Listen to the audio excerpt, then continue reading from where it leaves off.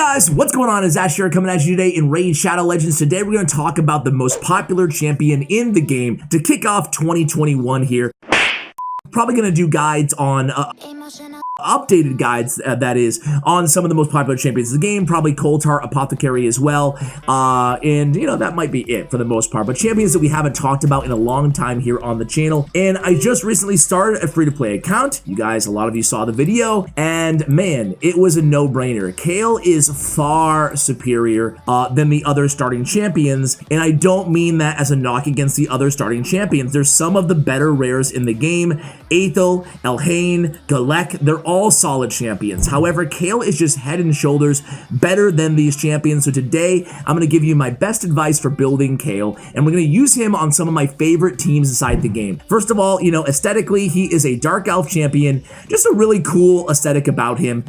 Just looks like a, you know, chill kind of Dark Elf dude, placing his poisons with his kind of, what is that, a scepter that he has? Either way, he's cool. He's got the double kind of dagger, you know, on his back as well. So aesthetically, I've always loved the look of Kael. He also has, I don't know, these kind of, I didn't even notice these two kind of dudes hanging from his belt as well. So anyway, cool looking champion. On his A1, he has the weak version of poison at a 100% land rate.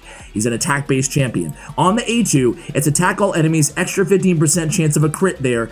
We still want to build him to 100% crit rate though. We'll talk about that in just a moment. And fills the turn meter of this champion by 25% for each enemy killed, which is great. This is on a 3-turn cooldown like all the starting champions on their big heavy hitting attacks, but the turn meter can get filled all the way up to 100%, especially when you're using him as, say, a campaign farmer. You kill all the enemies and boom, he gets another turn, essentially making this a 2-turn cooldown because of the 1 turn in between. So really cool. Acid Rain is one of the better abilities for a rare champion inside the game, which makes him an incredible campaign farmer. Disintegrate is a 4-time chance. Every single one of these hits on a 4-turn cooldown has a 50% chance of placing the strong version of poison debuff for 2 turns. This is going to allow him to do an incredible amount of damage, not just against the waves with his Acid Rain, but against bosses. Ideally, the clan boss, dragon, Ice Golem is really what he's known for. You can also use him early game as your arena nuker. You can use him everywhere in the early game, and that's what I'm doing on my free-to-play account right now. Your first goal in this game, if you're someone who just downloaded the game, you just picked out Kael, your first goal is getting Kael to 6 stars. That's your first goal. Masteries. A few ways to go. You should never blindly copy YouTubers' masteries here, guys. A few ways to go with Kael. This is like probably the most popular way to build Kael in terms of masteries. Obviously starting out with the extra crit rate and deadly precision, and then kind of moving into the crit damage, and then all kind of hugging the left side here of the offense tree, ending with War Master. Some people used to go Flawless Execution on Kael. If he's just a campaign farmer and that's all you're using Kael for, go Flawless Execution, but I don't think that's going to apply to really anybody, because why would you only use him as your campaign farmer, especially in the mid game, early game, because he's so good everywhere else as well. On the support tree, we want accuracy on Kael. We're going to talk about his build in just a second here. So we're going accuracy, increase accuracy when he has no skills on cooldown. Also has the increased accuracy for 4 by 4 for each enemy alive. Stacks up to 16 on Swarm Smiter. And then if you have basic artifact sets on him, you want to pick up Lore of Steel and of course Evil Eye, and most importantly Master Hexer has a 30% chance to extend the duration of any debuff cast by this champion. That does include obviously his poison,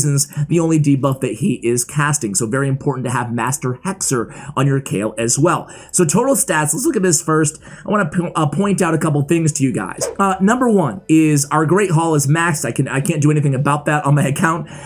So I'm getting extra 80 accuracy from my Great Hall. The only thing that's going to change for you guys is we're going to want an accuracy banner on our Kael, and I don't have to do that on this build right now, but we'll talk about that in just a second.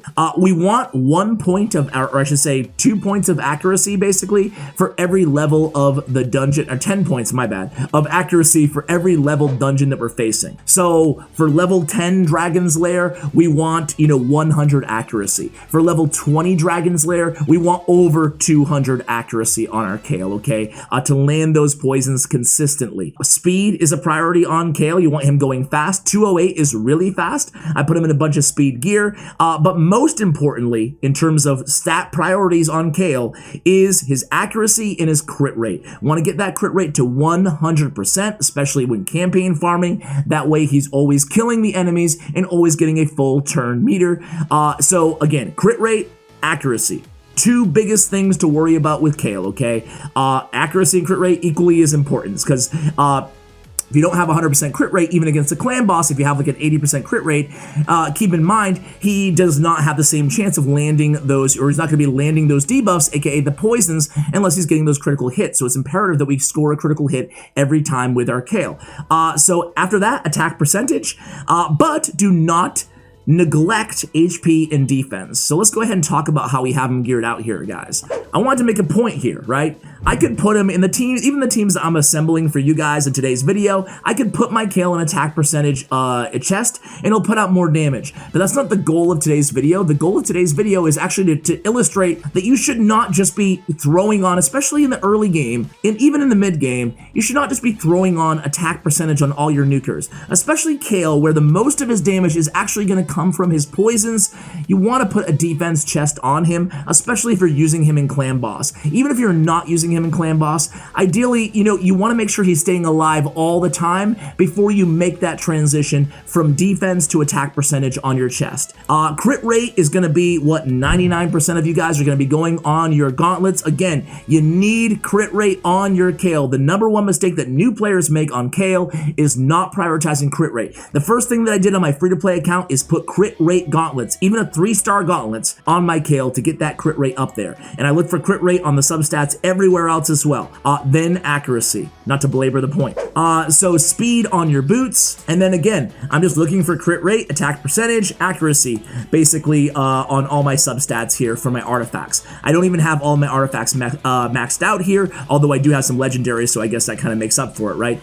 And this offense gauntlets here, crit rate 46%. I can max it out one more level to get the 60% on the crit rate, but I don't need it. He's at 101 already.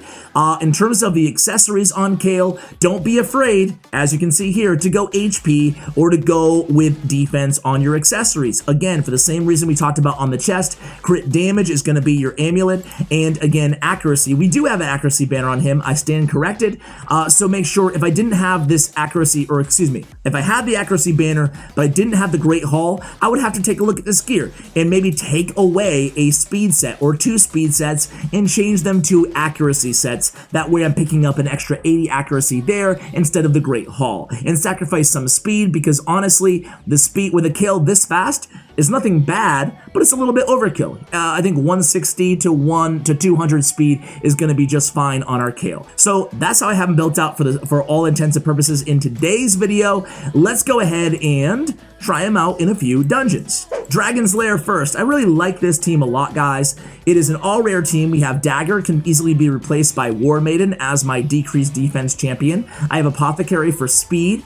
I can actually run Apothecary in the lead. I'd rather have defense in dungeons than HP in dungeons. Plus I get 21 versus 15%. And then I have Frozen Banshee, who has a really nice synergy with Kael, because she's going to place the poison sensitivity, which is going to allow his poisons to do more damage. And then I have Reliquary Tender, who is one of the better support champions in the game. Certainly, in my opinion, the best rare support inside Raid Shadow Legends. So if you ever pull a Reliquary Tender, certainly build her out, guys. She's really, really good. So that's his A3. You can see it's doing damage and landing the strong version of poisons. And Kael dies right away, even with that defensive chest on him. But it's okay. Reliquary Tender is so good because she has a revival. She's a rare champion with a revival. Kael's already dying twice, really trying to make the most of his big champion spotlight heading into 2021.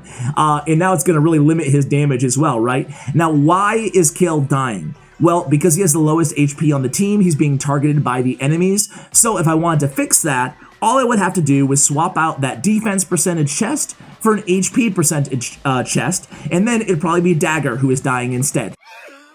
Okay, but either way, even if it's Kael dying or Dagger dying, either way we're going to be fine because we have the reviver on the team. If you don't have a reviver, again, you're going to have to think a little bit differently. You're going to have your tank with high defense, maybe a Graybeard who you can farm in stage 4 of campaign. You'll have like a Graybeard with high defense. His damage is based off defense, and then you have him on the lowest HP on your team, and you put everybody else in HP percentage on their chest, and then your tank with high defense will be targeted instead of your Kael, okay? So just an example, if you don't have a reviver. If you have a reviver, I'm good, you know, like he dies a lot, it sucks, but it doesn't matter really. Once we get to the dragon, he's not going to die, and he will be still dealing the most damage on the team, even despite all these deaths. However, Frozen Banshee might contend with him a little bit here. So we lose 2 champions, but again here, the good thing about this team is we have 100% success rate because of Reliquary Tender, because we do have that revived champion on the squad. All right, Kael, let's not die again here, please. Let's get past the second wave. All right, so on my free-to-play account, this is the type of team I'm going to be building, again, with the exception of not having Dagger in there and having War Maiden, who actually probably would be a better choice for Dragon 20, or at least right in the conversation, because she is Force Affinity against Magic Affinity, which is good for level 20. So I probably should have just been running her in the first place, but either way, you guys will get the point. So this is going to be about a 4-minute team had we not had Kael die 15 times. It's funny, actually, preparing for today's video, I had an HP percentage chest on Kael, and I think I probably should have left it on him. The reason I switched it out for defense percentage on the chest was because his defense is higher than his HP, meaning that his baseline defense at 914, I believe, actually scales way better in terms of the percentage than his HP does. However, I think that probably was a mistake, at least in this team, in this dungeon, because again, we do have the well, my order has been dropped off from DoorDash. All right, my dinner's here. Sweet. We got about 8 minutes for it to sit out there in the cold because we're at the dragon here, and I still want to show you the Ice Golem team.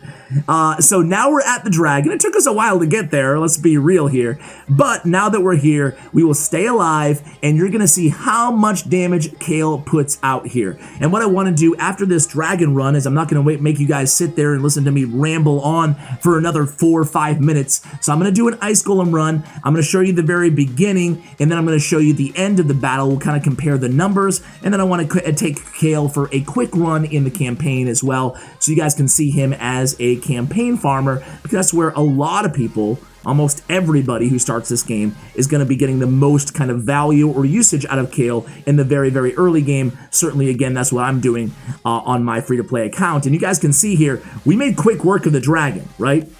Very quick work. And Kael, despite all his deaths there, he still put out 1.5 million.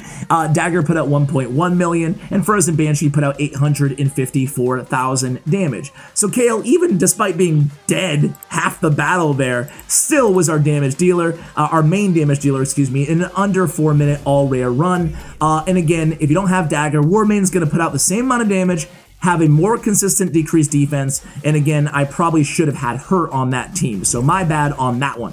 So let's show quickly campaign first. 12-3, where you guys should be farming. If you can't get to 12-3 brutal, go ahead and go 12-3 in normal. If you're just starting out the game, you would have Kael, and then you just have your food champions alongside him. So we'll go ahead and just pick out 3 random champions, a couple pig stickers, and you guys will see Kael Acid Rain, full turn meter, so he'll go into his A3, his A1, and then boom, it's open. His Acid Rain is on cooldown again here. So again, there it goes, and again, full turn meter, he goes in with A3, goes in with, or A1, A3, and it should be back on cooldown right now. So there it goes. Got a weak hit there, but it's all good. Or we didn't kill somebody there, but it's all good. And that's how you kind of use Kael as a campaign farmer. Now, if you want to consistently kill everybody every single time and not have a weak hit, even with a defense percentage or an HP percentage chest on your Kael, you can put him just for campaign farming in attack percentage boots. Attack percentage boots, he's still going to go first because he's faster than everybody on the opponent's team, Lord Shazar being the fastest enemy. and you'll definitely kill them every time. So if you're only using Kael as a campaign farmer, go ahead and put attack percentage boots, or if you want to go ahead and pain yourselves by having to put them on and off and on and off and paying silver, which is ridiculous to do in this game. Plarium, fix the silver cost, man. Then go ahead and consider swapping them on and off. So here's the team we're going to be running. We do need a Syl the Drakes because we need a little bit of CC, crowd control, for Ice Golem 20 for the second wave of Terror Beasts who have a really strong reflected damage buff. So we're going to go ahead and, well, I'll just cut till the end of the entire battle, and we'll see how much damage Kael puts out on this squad. I'm sure he's going to be the main damage dealer again, so be right back. Alright guys, so we're here towards the end of this battle, and again, not a bad time at all from this team. Getting the job done here, right? It's going to be a 3-minute run, just over 3 minutes. Really respectable, honestly. It's a solid team. And we have Kael putting out 1.8 million damage, 1.9 almost. Dagger again with 1.3 mil. And we have Syl the Drakes kind of helping out as well with almost 1 million damage. And the stuns, of course. Didn't need to revive anybody that time. Everybody stayed alive the entire battle. And hey, I think we'll keep this weapon as well. So guys, that's going to do it with my updated Kael guide. Hopefully you guys enjoyed it. Do you like Kael as much as I do? Do you think he is head and shoulders the best starter in the game? Let me know in the comments below. Thank you so much for watching, and as always, take care, guys.